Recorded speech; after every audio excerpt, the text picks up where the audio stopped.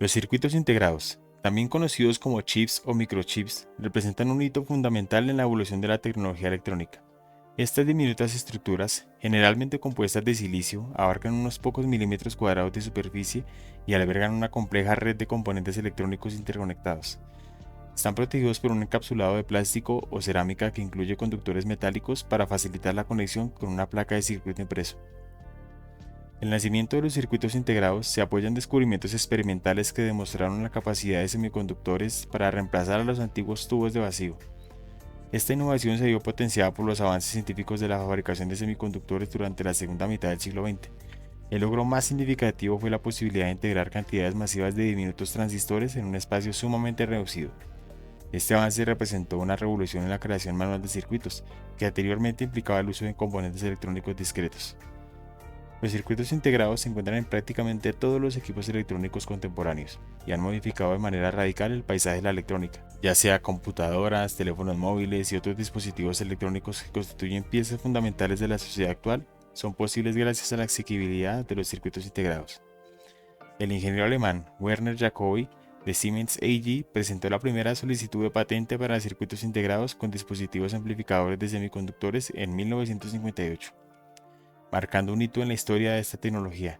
Sin embargo, fue Geoffrey Dahmer, un científico de radares británico, quien conceptualizó la idea de los circuitos integrados a finales de la década de 1940 y a principios de la década de 1950. El primer circuito integrado funcional fue desarrollado en 1959 por Jack S. Kilby.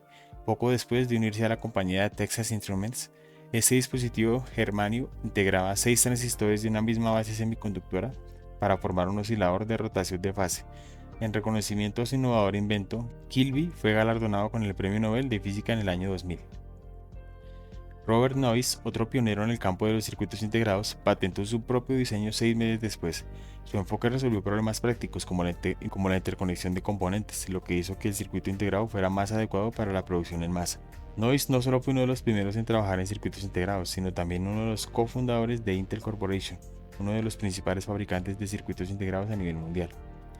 En cuanto a su clasificación, los circuitos integrados se dividen en diferentes tipos según su nivel de integración y las funciones que desempeñan. Existen circuitos monolíticos que se fabrican en un solo monocristal, circuitos híbridos de capa fina que combinan componentes difíciles de producir con tecnología monolítica y los circuitos integrados de capa gruesa que se alejan considerablemente de los monolíticos conteniendo componentes individuales sobre un sustrato dieléctrico.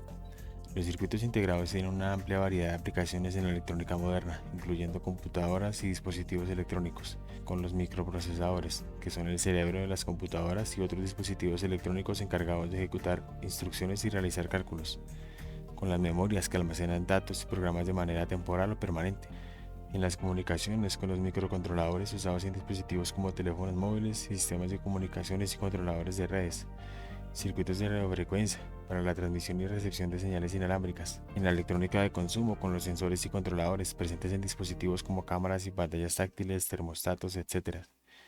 En la industria de la automoción, con los sistemas embebidos utilizados en sistemas de control de procesos industriales y en automóviles para control de motores, airbags y sistemas de entretenimiento. La evolución de los circuitos integrados. De primera generación, de 1950 a 1960, circuitos de pequeña escala, SSI, contenían solo unos pocos transistores o compuertas lógicas. Ejemplo, circuito lógico NAND de Texas Instruments SN7400 de 1963. En la segunda generación, de 1960 a 1970, con los circuitos de mediana escala, MSI, que integraron un mayor número de transistores y fusiones lógicas.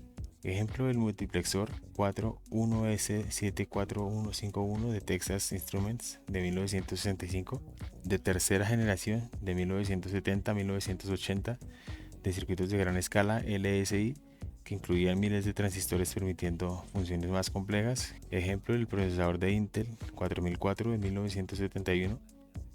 Circuitos de muy gran escala, VLSI, integraban cientos de miles de transistores permitiendo sistemas completos en un solo chip.